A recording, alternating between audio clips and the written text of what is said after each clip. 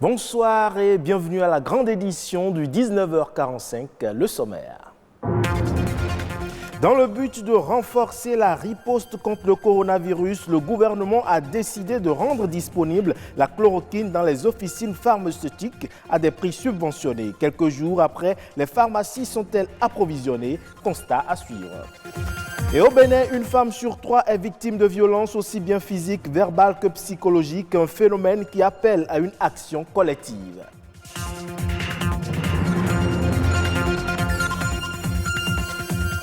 Enfin, immersion dans l'univers de ceux-là qui sont chargés de la sécurité des engins à l'entrée de certaines institutions et même des marchés, les gardes vélos, une activité en plein essor.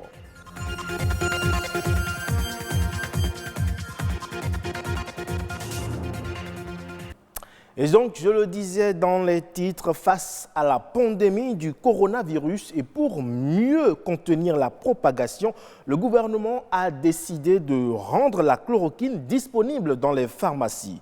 Quelques jours après la prise de cette décision, une équipe de la rédaction est allée faire le constat dans quelques officines pharmaceutiques. Émeric Okupeli, Amos Adjouvi. Dans sa stratégie globale de riposte contre la pandémie liée au coronavirus, le gouvernement, sur la base d'éléments scientifiques et de constats probants, a décidé d'autoriser sa centrale d'achat, la CAME, à mettre à la disposition des officines pharmaceutiques de l'ensemble du territoire et des unités de cession des médicaments essentiels des formations sanitaires périphériques, la chloroquine à un prix subventionné. Plus de 112 heures après cette annonce du ministre de la Santé en face des pharmaciens, nous voici dans cette officine pharmaceutique à Cotonou. Malgré tous nos efforts, les objectifs de notre caméra n'ont pu capter aucune boîte de chloroquine. Non, actuellement, non, ce n'est pas encore disponible. Parce que dès que la séance de travail a eu lieu, après ça, nous nous sommes rapprochés de la caméra pour savoir si c'était disponible. Et l'information que personnellement, moi, j'ai reçue, c'est que c'était à la CAME, enfin c'est disponible à la CAME, mais la clé de répartition n'a pas été encore donnée, donc ce n'est pas encore disponible au niveau des pharmacies. La situation est identique dans toutes les pharmacies sillonnées par notre équipe. On était partis, CAME a dit qu'ils n'ont pas encore fait l'entrée de ça, donc d'attendre un peu. Donc j'ai encore appelé hier, mais ils ont dit que probablement c'est dans l'autre semaine qu'on doit trouver les chloroquines. Qu'on ne peut pas payer les chloroquines maintenant que dans l'autre semaine. Depuis l'annonce de cette nouvelle, la demande est galopante au niveau des officines. Mais l'adresse du ministre de la Santé a été claire. Ce sera servi sous ordonnance médicale, uniquement. Et ça doit être même consigné dans l'ordonnancier. Bon, l'ordonnancier, c'est ce document légal, médico-légal, dans lequel on consigne des produits dangereux. Quand on les sert, il faut les consigner, c'est-à-dire il faut consigner les informations qui sont sur l'ordonnance dans ce document-là. Donc pour ces produits-là, il faut le cachet du médecin. Il faut la signature du cachet du médecin, il faut que l'ordonnance soit réglementaire. Donc on ne pourra pas servir la chloroquine à qui veut, non. C'est celui qui aurait amené une ordonnance réglementaire signée et cachetée par un médecin. Certes, la chloroquine ne peut être acquise que sur prescription médicale, mais il faut craindre que cette disposition ne soit pas toujours respectée. On doit respecter ça, forcément. On doit respecter ça parce qu'il y a certains qui ne sont pas malades, mais ils veulent prendre chloroquine là pour je ne sais pas. Donc on doit respecter ce que le gouvernement a dit. Les citoyens en règle doivent pouvoir encore attendre quelques jours pour entrer en possession du précieux médicament. On parle toujours Covid-19, mais au Sénégal, pour dire qu'avec l'apparition des cas communautaires, des opérations de désinfection en cours dans les rues de Dakar. Des opérations qui devront se poursuivre dans toutes les régions du pays. Les précisions avec nos confrères de la RTS. Ils sont d'attaque, les éléments du service national de l'hygiène. Ce soir, ils vont mener une opération d'envergure pour tenter d'éradiquer le virus.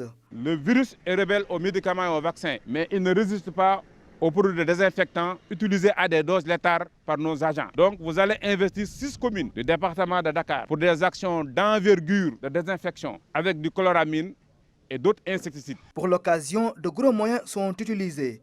Au total, 12 véhicules utilitaires mobilisés pour désinfecter le département de Dakar. On va faire une opération de lancement. On va engager 2 véhicules escortés par 4 applicateurs qui vont faire un mouvement de pied ferme jusqu'au palais vers la place de l'Indépendance. Il sera suivi par le détachement en marche avec les véhicules. Le point de ralliement, c'est la chambre de commerce. Au niveau de la chambre de commerce, cette manœuvre est terminée.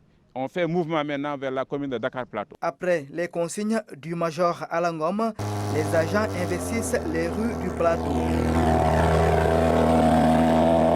Avec leurs machines fumigènes, ils pulvérisent de produits désinfectants les abords de l'hôpital principal.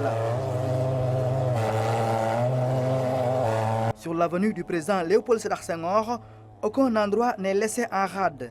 La voie et autres endroits qui pourraient héberger le virus et toute autre bactérie sont aspergés de produits désinfectants. On souhaiterait vraiment au maximum couvrir le maximum d'espace public. Vous voyez que au niveau de l'espace public, il peut y avoir vraiment des supports qui peuvent vraiment héberger le virus. Et donc c'est pour ça vraiment nous faisons cette attaque comme ça, un peu à l'aveugle.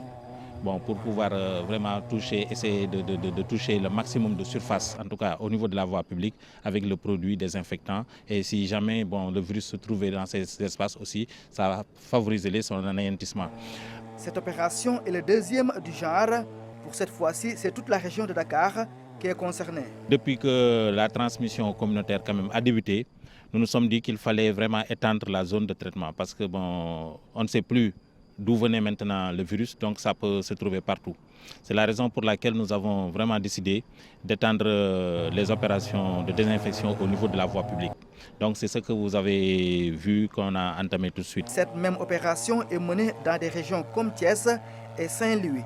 Et le service national de l'hygiène va l'étendre aux autres régions. Objectif, éradiquer la propagation du Covid-19.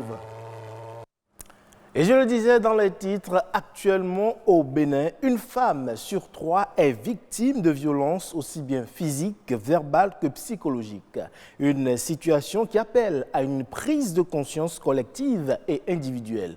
Et d'ailleurs, plusieurs organisations et personnes s'investissent dans la sensibilisation contre ce phénomène. Une action qui n'est pas sans impact. Selon les propos de Lys Degla, elle est activiste des droits humains. Les plus gros cas de violence enregistrés sont des violences conjugales.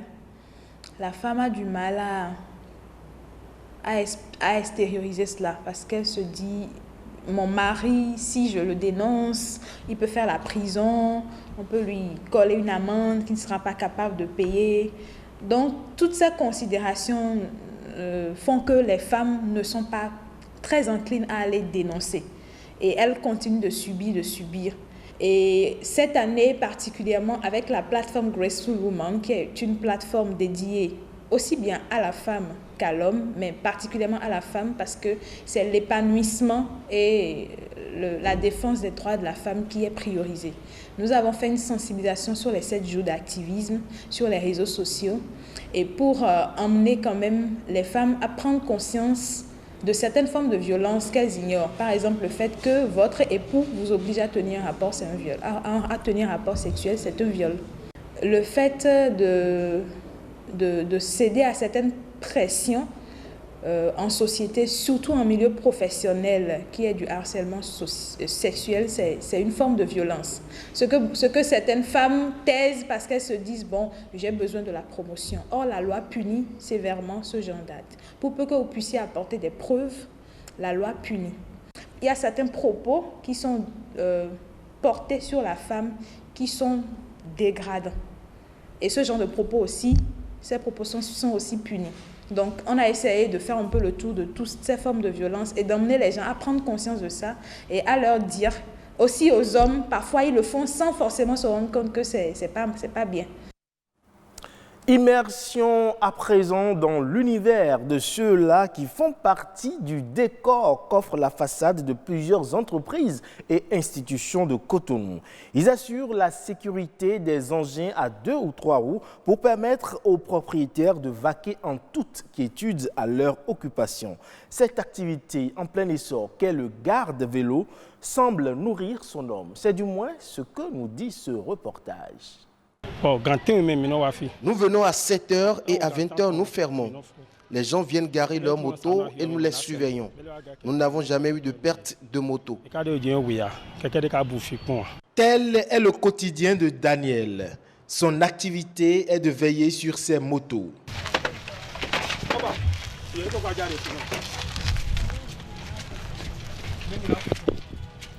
À Cotonou et dans quelques villes du Bénin, il n'est pas rare de voir des espaces aménagés pour accueillir et assurer la sécurité des motos.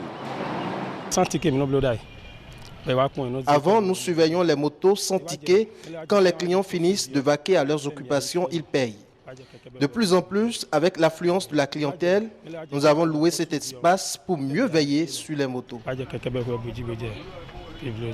250 à 300 motos, parfois plus. Le nombre chaque fois grandissant de motos à ces postes de garde-vélo augmente le chiffre d'affaires des promoteurs.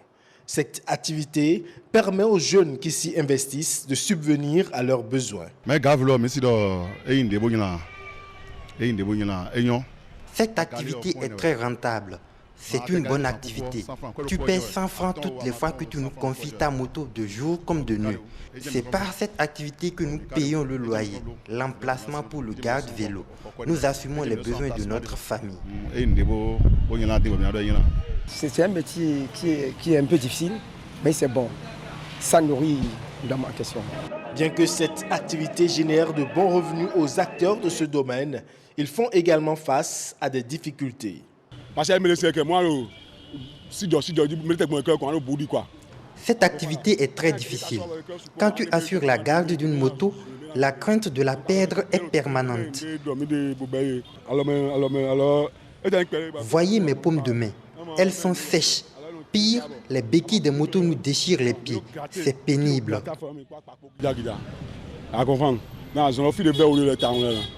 Garde-vélo, cette activité banalisée par le grand nombre semble rentable selon les acteurs.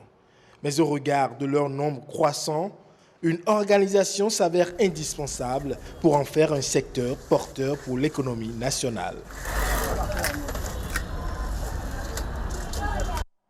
Merci pour votre aimable attention. Portez-vous bien et n'oubliez pas les gestes barrières.